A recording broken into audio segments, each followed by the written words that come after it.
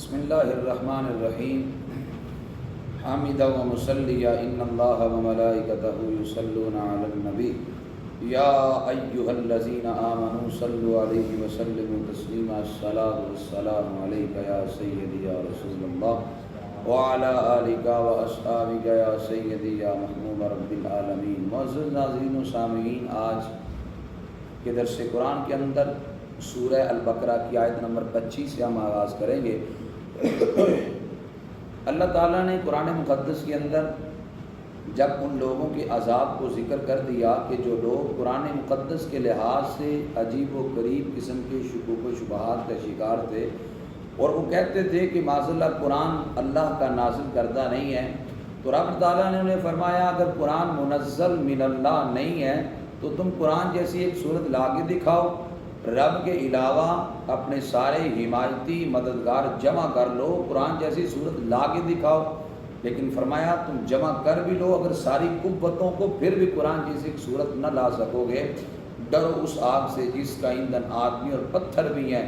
اور فرمایا اعدت للکافرین، وہ جہنم کافروں کے لیے تیار کر دی گئی ہے۔ اللہ نے جب کافروں کے لیے جہنم کے عذاب کا ذکر کیا تو آپ اپنے مومنین متقین لوگوں کے لیے اللہ جنت کا ذکر فرما رہا ہے۔ ارشاد فرمایا اللہ جل شانہ نے، اے پیارے حبیب وبشر الذین آمنوا وعملوا الصالحات، جو لوگ ایمان لائے اور عمل صالح کیے آپ ان کو بشارت دے دیں۔ کیا بشارت ہے؟ ان لہم جنات، کہ ان کے لیے اللہ نے جنتیں تیار کر رکھی ہیں، تجری من تحتها الانہار، جن کے نیچے نہریں رواں ہیں۔ اب یہ نہیں کہا جن کے نیچے دریا رواں ہیں، نہروں کا ذکر کیا اس لیے کہ نہر خوبصورت ہوتی ہے، دریا خوبصورت نہیں ہوتا۔ نہر گھروں میں بھی آ جاتی ہے، یعنی بڑے بڑے محلات میں بھی آ جاتی ہے، دریا بڑے بڑے محلات میں نہیں آ سکتا۔ اور نہر کی بڑی خصوصیات ہیں، اس وجہ سے نہر کا ذکر کیا۔ ارشاد فرمایا کہ ہم نے ان جنتوں کے نیچے نہروں کو روا کر دیا۔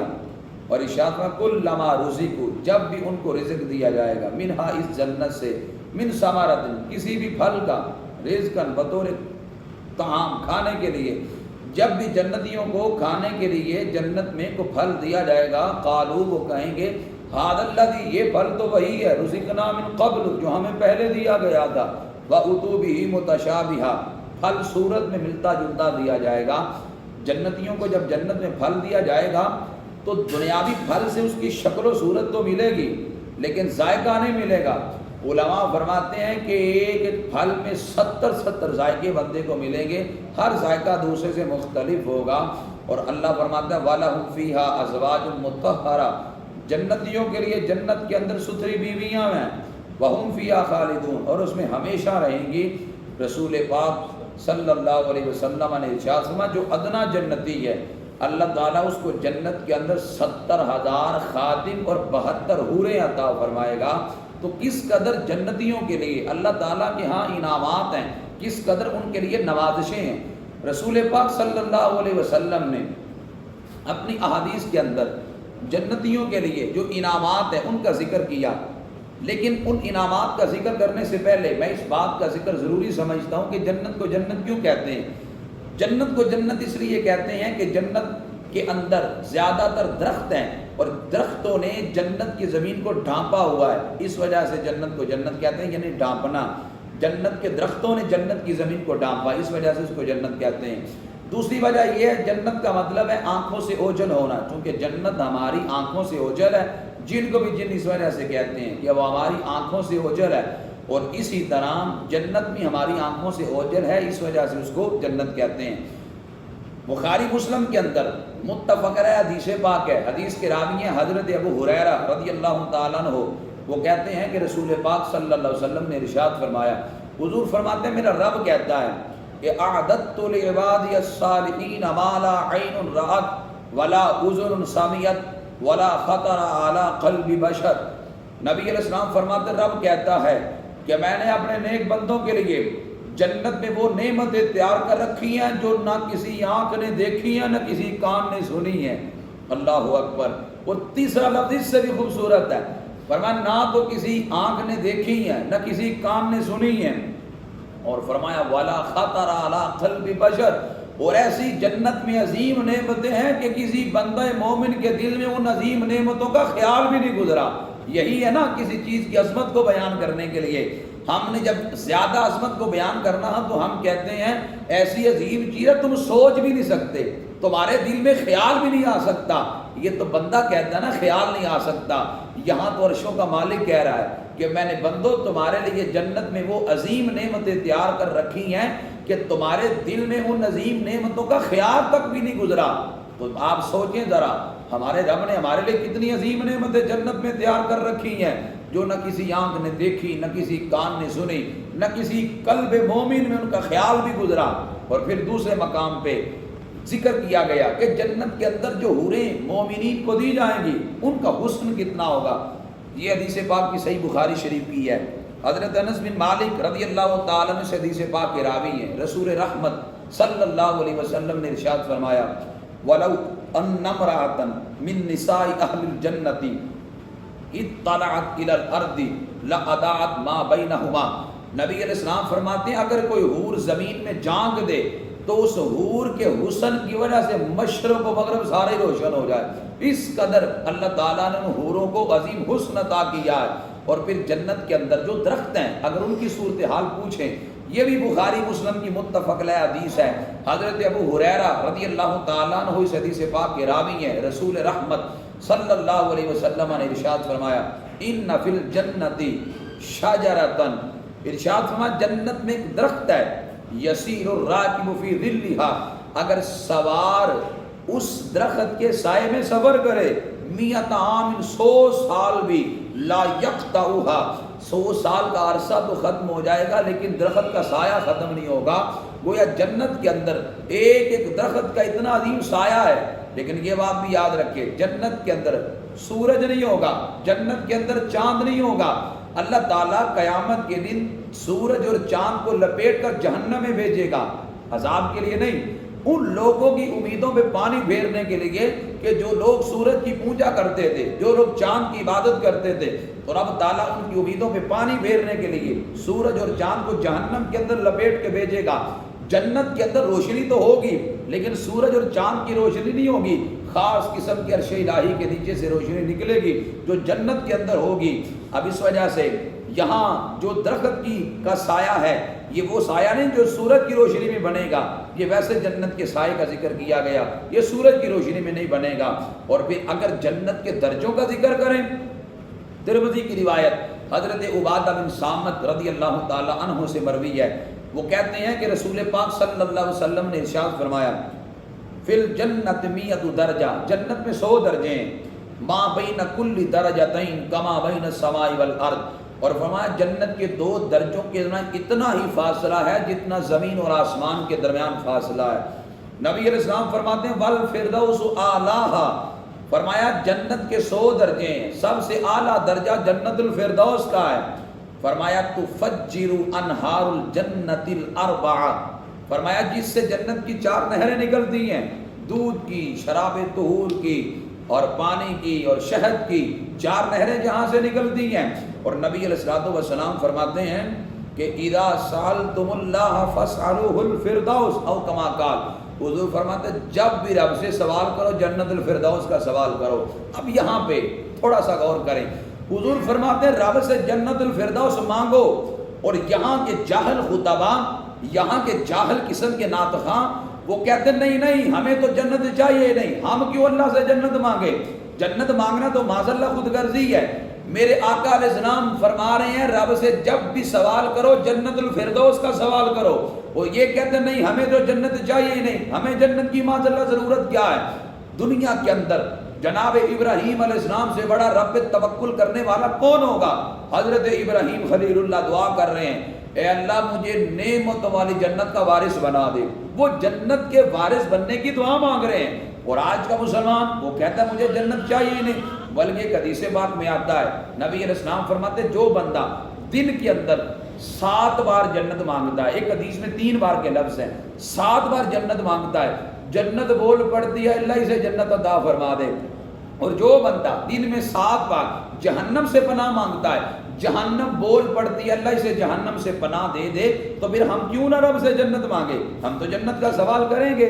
اور پھر رسول پاک صلی اللہ علیہ وسلم نے ارشاد فرمایا، کتنی خوبصورت حدیث پاک ہے صحیح مسلم کی، جب انسان یہ حدیث پاک سنتا ہے تو دل جھوم جاتا ہے۔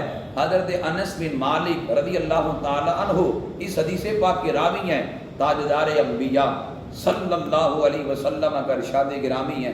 نبی علیہ السلام نے ارشاد فرمایا، ان فی الجنت لسوق یاتونھا کل جمعۃ، یہاں تو پیر بازار لگتا ہے، ہمارے معاشرے کے اندر اتوار بازار لگتا ہے، میرے آقا فرماتے ہیں جنت کے اندر جمعہ بازار لگے گا، جمعہ بازار لگے گا۔ کیا جنتی خریدنے جائیں گے؟ کون سی تجارت ہوگی؟ خرید و فروخت کون سی چلے گی؟ ایسی خرید و فروخت، اللہ اکبر، جو بندہ خرید و فروخت کا ذکر بھی سنتا ہے تو سینے میں ٹھنڈ پڑ جاتی ہے۔ رسول کائنات صلی اللہ علیہ وسلم نے ارشاد فرمایا کہ جنتی جنت کے اندر جمعہ بازار میں جائیں گے، لیکن یہاں ایک اور بات بھی کلیئر کر دوں، جنت کے اندر سورج نہیں ہے، جنت کے اندر رات بھی نہیں ہے۔ جب رات نہیں ہے تو پھر جب رات نہیں آئے گی تو پھر ہفتہ کیسے آئے گا؟ پیر کیسے آئے گا؟ منگل بدھ کیسے آئے گا؟ جمعرات پھر جمعہ کیسے آئے گا؟ ظاہر بات ہے کہ رات پڑے گی دن نکلے گا تو ہم کہیں گے اب جمعہ آ گیا، رات پڑے گی تو دن چڑھے گا ہم کہیں گے اب ہفتہ آ گیا۔ جب رات ہے ہی نہیں، دن ہی دن ہے، تو پھر جمعے کا مطلب کیا ہے؟ یہاں پہ علماء نے ایک بڑی عجیب بات کی اور بڑی دل نواز بھی ہے۔ علماء فرماتی ہیں جمعے بازار کا مطلب یہ ہے کہ جنتی جنت کے اندر جمعہ کے دن بازار میں جائیں گے، یہاں جمعے کے دن سے مراد خاص جمعے کا دن نہیں ہے، بلکہ یہاں سے مراد متبرک گڑی ہے، چونکہ جمعے کے دن برکت والا ہوتا ہے، اس لیے متبرک گڑی ایسی ہوگی جنت کے اندر، عام لوگوں کو اس کا پتہ نہیں ہوگا، علماء جانیں گے کہ یہ برکت والی گڑی ہے۔ ہوگا کیا اس برکت والی گڑی میں؟ سنیے گا کیا ہوگا۔ ارشاد فرمایا اس برکت والی گڑی میں جنتی جب جمعہ بازار میں جائیں گے، یعنی بازار میں جب جائیں گے، وہاں پہ رب کا دیدار بھی ہوگا، محمد مصطفیٰ کا دیدار بھی ہوگا صلی اللہ علیہ وسلم۔ اللہ اکبر، رب کا دیدار بھی ہوگا۔ کچھ جنتی ایسے ہوں گے انہیں ہر وقت رب کا دیدار ہوگا، کچھ ایسے ہوں گے جنہیں اکثر اللہ کا دیدار ہوگا، کچھ وہ ہوں گے جنہیں کبھی کبھار اللہ کا دیدار ہوگا، جیسا ان کا درجہ ہوگا اس لحاظ سے رب کا دیدار ان کو ہوگا۔ کتنی عظیم نعمت ہے۔ جنتی جب بازار میں جائیں گے تو فتح پوری الشمال، حضور فرماتے شمال کی جانب سے ہوا چلے گی، اور فرمایا وہ ہوا جب چلے گی کپڑے گندلے نہیں کرے گی، جب چہروں پہ پڑے گی تو چہروں کو روشن کر دے گی، کپڑوں پہ پڑے گی تو کپڑوں کو اجلا کر دے گی۔ جب یہ جنتی بازار سے ہو کر گھر میں جائیں گے، عورتیں ان کی کہیں گی بازار میں گئے تھے تمہارا تو حسن بڑھ گیا ہے۔ جنتی بول کے کہیں گے ہم بازار میں گئے تھے ہمارا حسن بڑا ہے، تمہارا گھر بیٹھے حسن بڑھ گیا ہے۔ پتہ چلا کہ عورتیں جنت میں بھی پردہ کریں گی، وہ جنت میں بھی بازار میں نہیں جائیں گی، گھر میں رہیں گی۔ جو مردوں کو بازار میں جا کر چہرے کا حسن ملے گا، عورتوں کو گھر بیٹھے وہ فضیلت ملے گی۔ اور یہاں بھی میرے نبی علیہ السلام فرماتے ہیں عورت 4 دیواری کے اندر رہے، نماز جنازہ میں نہ جائے، گھر بیٹھے اللہ جنازے کا ثواب دے گا، گھر بیٹھ کر گھر کی حفاظت کرے، بچوں کی پرورش کرے، گھر کی نگہبانی کرے، اللہ جہاد فی سبیل اللہ مجاہد جتنا اس کو اجر عطا کرے گا۔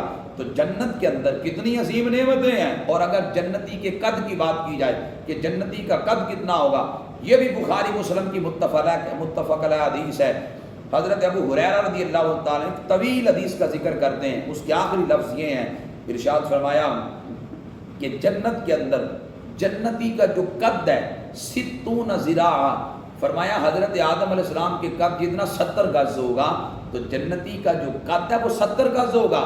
اور اگر آپ جنتیوں کی عمر کی بات کریں، جتنے بھی لوگ جنت میں جائیں گے ان کی عمر 33 سال ہوگی، سارے 33 سال کے جوان ہوں گے۔ جنت کے اندر بڑھاپا کوئی نہیں، جنت کے اندر نیند کوئی نہیں، نیند تھکاوٹ سے ہوتی ہے، جنت میں تھکاوٹ ہے ہی نہیں۔ اللہ اکبر، تو پھر سونا کیسا؟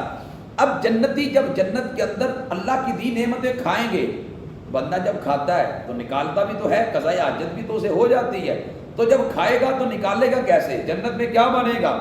یہ صحیح مسلم کی روایت ہے، حضرت جابر بن عبداللہ رضی اللہ تعالی عنہما اس حدیث پاک کے راوی ہیں، وہ کہتے ہیں کہ نبی کریم صلی اللہ علیہ وسلم نے ارشاد فرمایا ان اہل الجنت یاکلون فیہا، جنتی جنت میں کھائیں گے، جنت میں بھوک نہیں لگے گی، پھر کھائیں گے کیوں؟ جنت کے اندر لذت کی وجہ سے کھائیں گے، لذت لینے کے لیے۔ دیکھو آج بھی بندے کا پیٹ بڑا ہو اور سامنے اگر تلی ہوئی مچھلی آ جائے تو کھانے کو دل نہیں کرتا۔ اب اس تلی ہوئی مچھلی کو بندہ بھوک مٹانے کے لیے تو نہیں کھا رہا، اس کو لذت کے لیے کھا رہا ہے۔ تو جنتی جنت میں کھانا لذت کے لیے صرف کھائیں گے۔ حضور فرماتے ہیں جنتی جنت میں کھائیں گے، وَيَشْرَبُونَ پیئیں گے بھی، وَلَا يَطْفُلُونَ تھوک نہیں کریں گے، تھوک نہیں ڈالیں گے جنت کے اندر، وَلَا يَبُولُونَ پیشاب بھی نہیں کریں گے، وَلَا يَتَغَوَّتُونَ ناک کو چھڑکیں گے، وَلَا يَمْتَخِطُونَ نہ پخانہ کریں گے نہ ناک کو، یمتخطون کہتے ہیں ناک چھڑکنے کو، نہ تو پخانہ کریں گے نہ ناک چھڑکیں گے۔ قالوا صحابہ نے عرض کی فما بال الطعام، آقا کھانے کا کیا بنے گا؟ یعنی جب وہ قضائے حاجت نہیں کریں گے تو آقا ان کے کھانے کا کیا بنے گا؟ قال جشاء، میرے آقا علیہ السلام نے فرمایا ڈکار آئے گا، کھایا پیا سارا ہی ہضم ہو جائے گا۔ اب اگلا سوال ذہن میں یہ آ سکتا تھا کہ کہیں ڈکار کی وجہ سے کوئی تھوڑی بہت سمیل پیدا نہ ہو، میرے آقا علیہ السلام نے اس کا بھی ذکر کر دیا، فرمایا ڈکار آئے گا کراشل مسک، فرمایا اس ڈکار سے کستوری جیسی خوشبو پھیلے گی، فرمایا ہر طرف خوشبو پھیل جائے گی، کھایا پیا سارا ہضم ہو جائے گا۔ جنتی جنت میں کے اندر اللہ کی نعمتوں کو کھائیں گے، اللہ کا ذکر کریں گے۔ نبی علیہ السلام فرماتے ہیں من یدخل الجنت، جو بندہ جنت میں جائے گا ینعم، وہاں خوش ہی رہے گا، پریشانی جنت میں کوئی نہیں ہے، جنت میں پریشان نہیں ہوگا، فرمایا جنت میں خوشی رہے گا۔ ولا یباسو، اور جنتی کے کپڑے نہیں گلیں گے جنت کے اندر، ولا یبلا ثیابہ، کپڑے گندلے بھی نہیں ہوں گے کہ اتار کر بدلنے پڑ جائیں، ولا یفنا شبابہ، جوانی بھی نہیں ماند ہوگی، جوانی ہمیشہ کے لیے رہے گی۔ اور پھر رسول پاک صلی اللہ علیہ وسلم نے اس حدیث پاک کا جب ذکر کیا، اللہ اکبر، دیوانے اس حدیث کو بھی سن کر مچل جاتے ہیں۔ بخاری مسلم کی متفق علیہ حدیث ہے، حضرت ابو سعید خدری رضی اللہ تعالیٰ عنہ سے اس حدیث پاک کے راوی ہیں، وہ کہتے ہیں کہ نبی علیہ السلام نے ارشاد فرمایا ان اللہ تعالیٰ یقول، رب فرماتا ہے، رب فرمائے گا قیامت کے دن، کن کو؟ لأہل الجنتی، جنتیوں کو، کیا؟ اللہ فرمائے گا یا اہل الجنت، او جنتیو، فیقولون رب لبیک ربنا، جنتی کہیں گے مالک ہم حاضر ہیں، تو رب فرمائے گا او جنتیو حل ردیتم، کیا تم راضی ہو مجھ پہ؟ کون پوچھ رہا ہے؟ عرشوں کا مالک پوچھ رہا ہے، رب کہہ رہا ہے جنتیو کیا تم مجھ پہ راضی ہو؟ اللہ اکبر، جب رب پوچھے گا فیقولون، جنتی کہیں گے وما لنا لا نرضى، یا رب، اے رب ہمیں کیا ہے کہ ہم تجھ پہ راضی نہ ہو، تو نے کتنی عظیم نعمتیں ہم کو عطا فرمائی، ہمیں کیا ہے ہم راضی نہ ہو، وقد اعطیتنا، اور تو نے ہمیں وہ عظیم نعمتیں عطا کی ہیں ما لم توتی احدا من خلقک، کہ مخلوق میں سے کسی اور کو نہیں دی، اللہ ہمیں اتنی عظیم نعمتیں دی، ہمیں کیا ہے کہ ہم تجھ پہ راضی نہ ہو۔ فیقول، رب فرمائے گا الا اوتیکم افضل من ذالک، میں اس سے بھی افضل چیز تمہیں عطا کرنے والا ہوں۔